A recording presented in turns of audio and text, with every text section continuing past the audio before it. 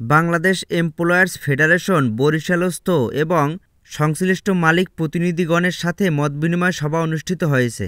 ৯ জানুয়ারি বৃহস্পতিবার সকাল ১০টা ৩০ মিনিটে নগরীর সার্কিট হাউসের সম্মেলন কক্ষে শ্রম সংস্কার কমিশনের উদ্যোগে এই আয়োজন করা হয়।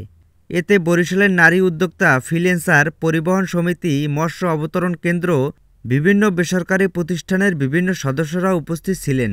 উক্ত মতবিনিময় সভায় প্রধান অতিথি হিসেবে উপস্থিত ছিলেন শ্রম সংস্কার কমিশনের প্রধান সৈয়দ সুলতান উদ্দিন আহমেদ। সভায় প্রধান অতিথির বক্তৃতায় কমিশনের প্রধান বলেন, শ্রম সংস্কার কমিশন রিপোর্ট দেবে এ খাত সংশ্লিষ্টদের সুপারিশের উপর ভিত্তি করে।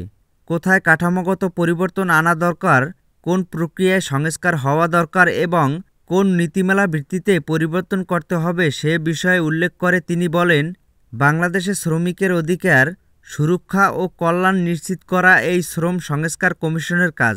শ্রমিকের অধিকার সুরক্ষা ও কল্যাণ নিশ্চিত করতে হলে আইন কানুনের ক্ষেত্রে কিছু কিছু পরিবর্তন হওয়া দরকার।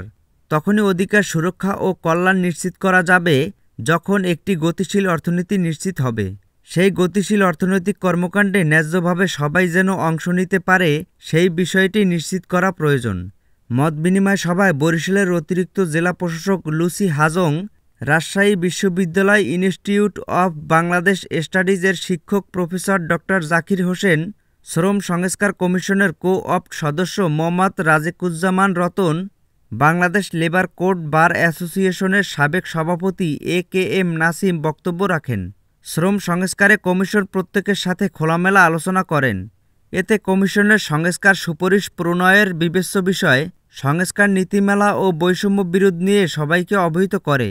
সবার নিকট থেকে শ্রম ও শ্রমিকের মাঝে সমস্যা নিরূপণ করে তার সমাধান করার প্রত্যয় ব্যক্ত করেন।